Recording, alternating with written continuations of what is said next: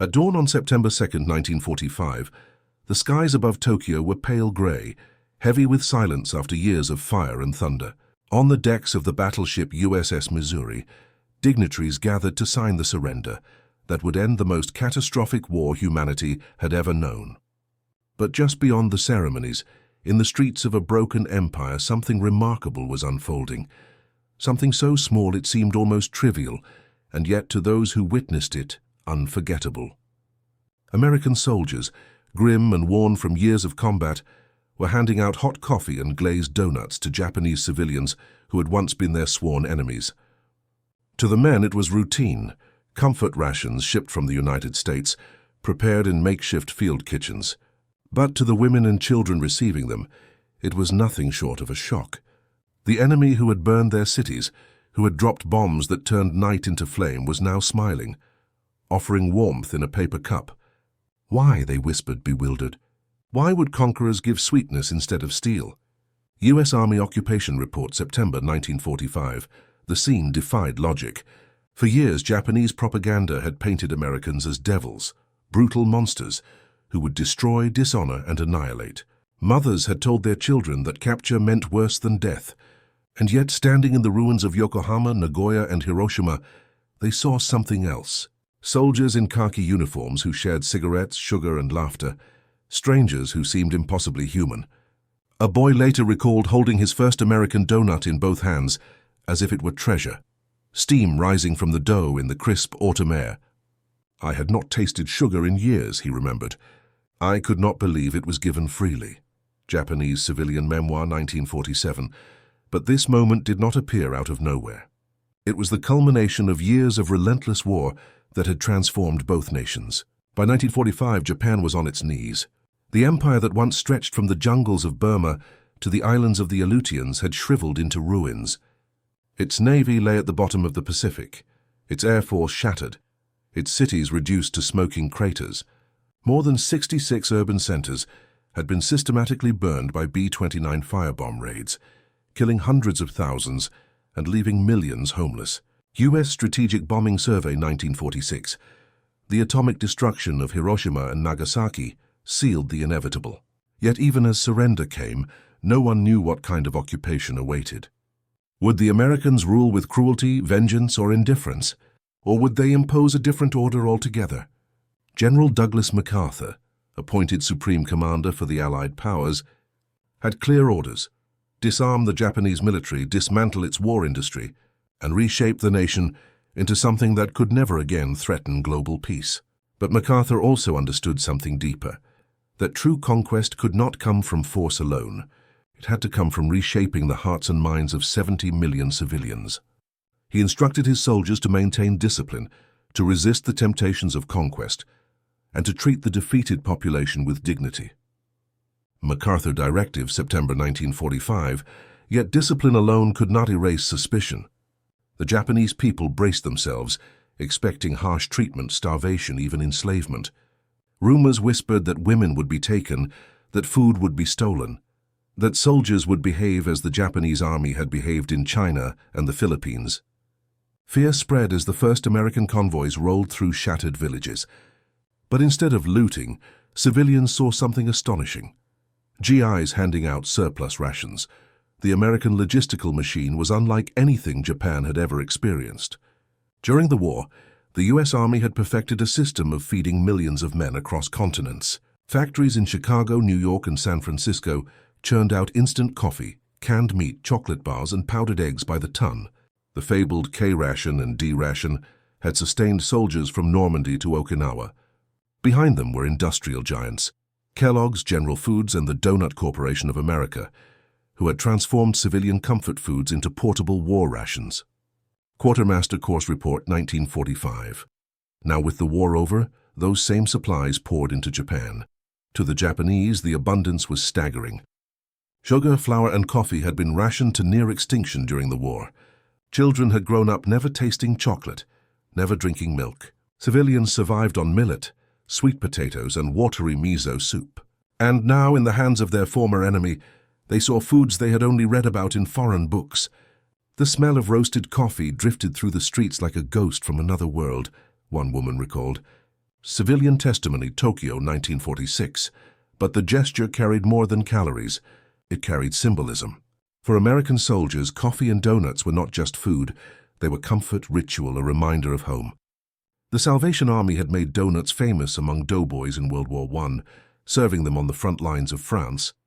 The tradition had carried into World War II, with mobile donut trucks following U.S. troops into battle. Now in a shattered Tokyo suburb, that tradition was being shared with the very people America had once sworn to destroy. Japanese civilians stared in disbelief. Some hesitated, afraid it was a trick. Others accepted cautiously, biting into sweetness with trembling. They looked at us as if we had come from another planet, wrote Private Harold Jensen, a farm boy from Iowa stationed outside Yokohama. They could not understand why an enemy soldier would smile at them, why he would pour coffee into their tin cups and hand over donuts without asking for anything in return. U.S. Soldier Diary, Ok 1945. The secret behind this moment was not simply kindness. It was logistics, an advantage so vast, so deeply embedded in the American war effort, that it redefined the very character of occupation. The United States had not only outfought and outproduced its enemies, it had outfed them. From Detroit to Kansas, factories and farms had sustained an entire army across oceans. By 1945, the Quartermaster Corps was delivering more than 27 million pounds of food every single day to American forces worldwide. Quartermaster Corps Procurement Report 1945. That same machine now turned to feeding both conqueror and conquered. At the heart of this transformation was innovation. American engineers had revolutionized food preservation and distribution. Dehydrated eggs, instant coffee crystals, powdered milk, and enriched flour were products of wartime necessity. Inventors like Maxwell House chemists, General Foods researchers, and the Donut Corporation of America's engineers perfected systems to mass-produce comfort in portable form. Factories in Brooklyn and Chicago ran night and day, their conveyor belts pouring out millions of rations that could last months in tropical jungles or freezing foxholes. Technical Manual TM 10405, 1944. These weren't luxuries, they were weapons of endurance. Japanese civilians didn't know the names of these inventors, but they could taste the results. A cup of coffee that stayed hot in a steel mug, a donut fried in portable field kitchens carried by U.S. Army bakers, a chocolate bar that could survive a Pacific crossing. To an exhausted, starving population, it felt miraculous. Yet the cultural shock ran deeper than taste. In Japan, food had been an instrument of control. During the war, the government's rationing system was strict, its shortages brutal. Rice was precious, meat almost non-existent. Civilians knew hunger as a daily companion. Children scavenged for weeds and acorns to fill their bellies. By 1944, caloric intake for an average Japanese civilian had dropped to less than 1,700 calories a day.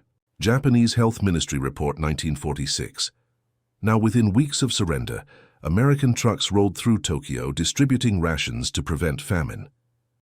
Enemy disbelief poured into their diaries and post-war testimonies. One civilian dramatized composite wrote, "I had been told that Americans would torture us, that they would starve us and kill our women. But the first soldier I met handed me bread and smiled. I thought it must be poisoned. Yet when my son ate it and lived, I realized everything we had been told was a lie." Civilian testimony, Osaka, 1946. For the soldiers themselves, it was almost casual. Donuts and coffee were part of their culture, as familiar as rifles and helmets. To share them was instinctive, a gesture of hospitality carried from American farms and city streets. But the Japanese interpreted it differently. It was not just food. It was mercy. It was a conqueror refusing to behave like the Japanese army had in Nanjing or Manila. It was, to many, the first sign that the war was truly over. The decisive moment came during a cold October morning in Yokohama. A Salvation Army mobile kitchen, manned by American women volunteers and escorted by military police, set up in a ruined district where thousands of civilians lined the streets. As the first trays of steaming donuts were carried out, the crowd pressed forward, whispering nervously. Soldiers kept order, passing cups of coffee and handing donuts one by one. An old man, stooped and shivering, clasped a GI's hand after receiving his portion. Tears streamed down his face. "Why?" he asked in halting English. The soldier shrugged. "Because you look hungry." Salvation Army Field Report, OC 1945. This single act rippled outward. Photographs of Japanese civilians eating American donuts circulated in both Japanese newspapers and Allied press. Propagandists had painted the Americans as brutes. Now the image was reversed. Soldiers and civilians laughed together, children clutched donuts like toys, and women bowed deeply in gratitude. The effect on morale was staggering. The occupation was still tense, still uncertain, but the tone had shifted. Behind this gesture was overwhelming logistical supremacy. The U.S. had built not just an army, but a supply empire. General Brehon Somervell, head of the Army Service Forces, had declared that no army is better than its stomach. His command ensured that American troops marched on a river of food, fuel and ammunition that no Axis nation could match. Army Service Forces Report 1945. Germany had collapsed under bombing raids that cut supply lines. Japan had starved under a blockade that choked its islands. America, by contrast, had so much surplus that even its enemies could eat from its stockpiles. For Japan's commanders, this was humiliating.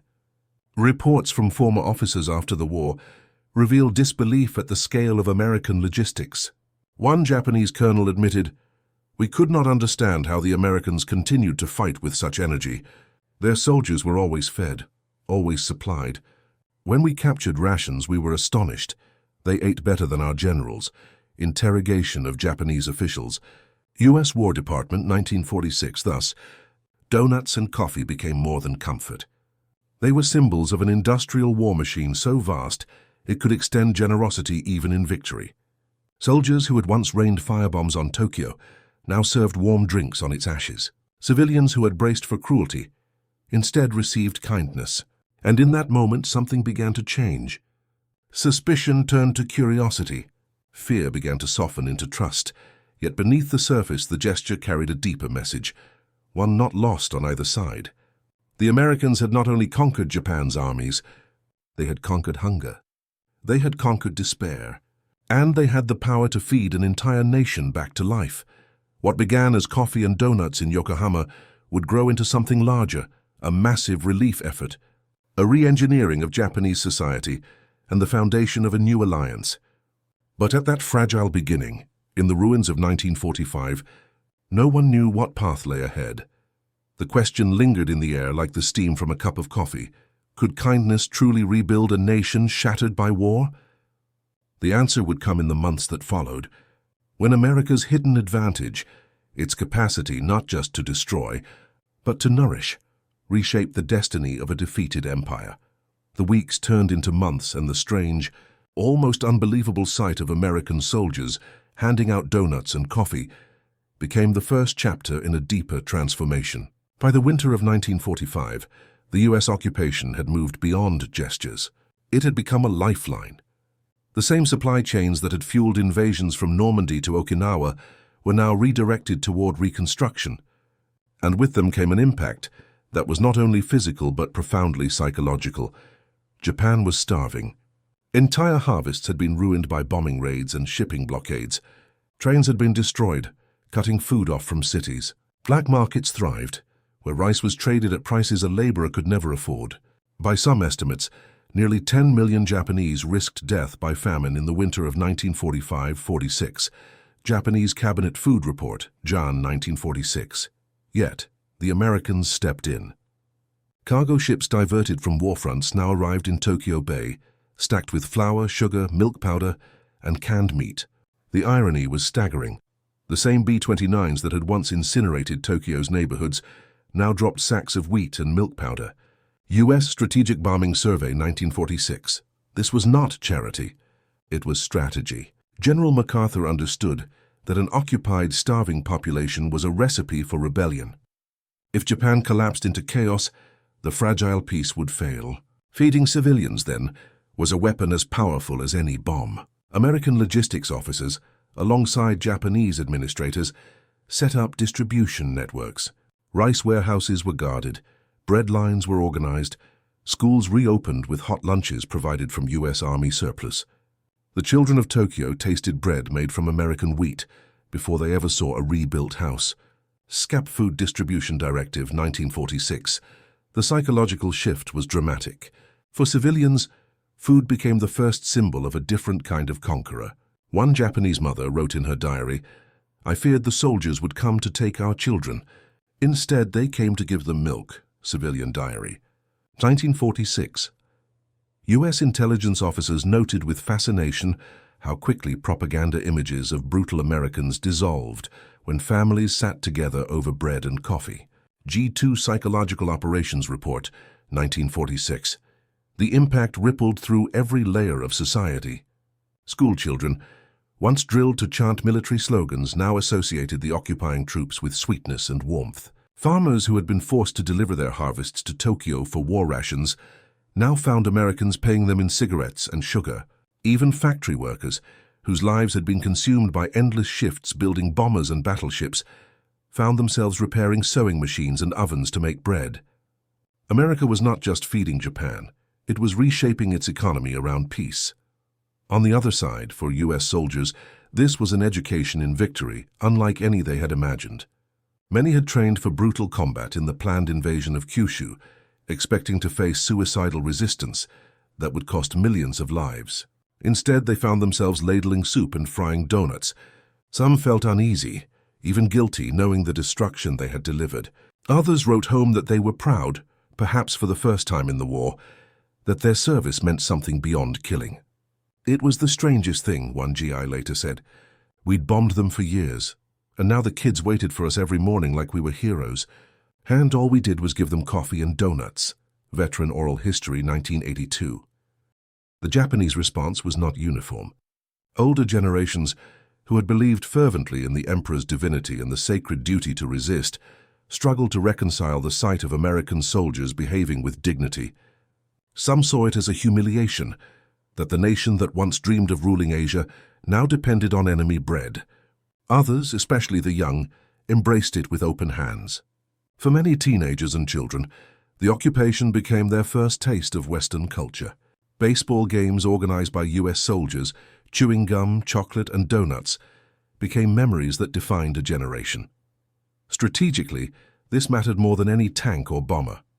By softening hostility with food, the U.S. turned a defeated enemy into a future ally. Surveys conducted by the U.S. Army in late 1946 showed that more than 70% of Japanese civilians viewed the occupation troops positively. Civil Affairs Survey 1946.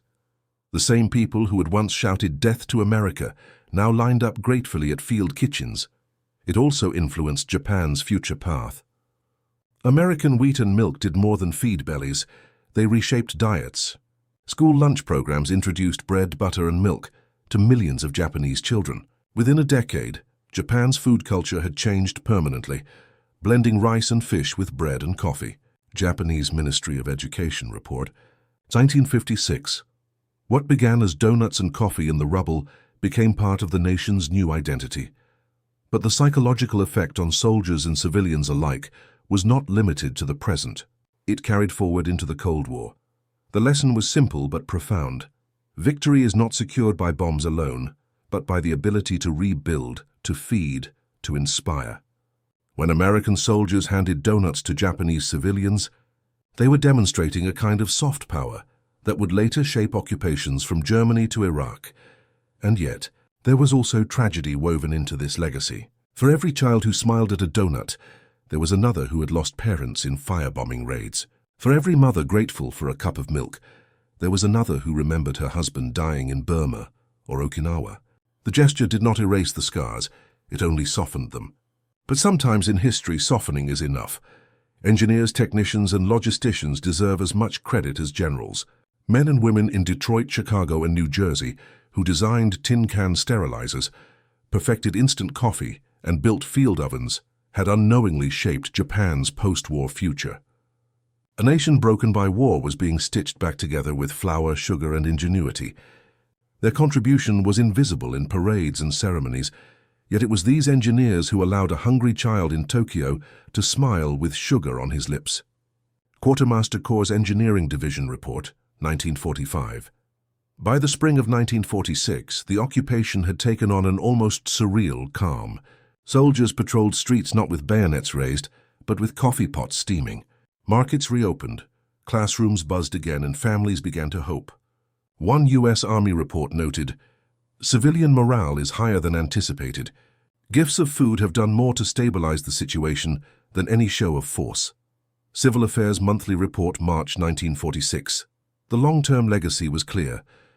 By choosing to feed instead of starve, America rewrote the script of conquest. The Japanese would remember donuts and coffee not as symbols of humiliation, but as the first fragile bridge toward peace.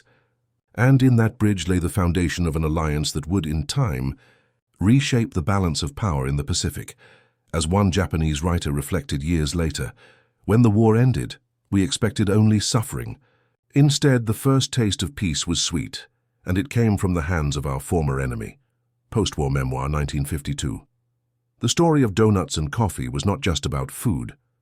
It was about the power of abundance, the psychology of mercy, and the realization that sometimes the smallest gestures, sugar, bread, warmth, can echo louder than the thunder of bombs. And so, in the ashes of war, Japan learned a lesson it would never forget. The conqueror who feeds instead of destroys does not remain a conqueror for long. He becomes something else. The final question remained, what would this generosity mean for the decades ahead? When Japan rebuilt itself into an industrial giant, under the very hand that had once leveled its cities? The answer lay not in theory, but in memory. The memory of the day when the enemy offered coffee and donuts in the ruins of empire.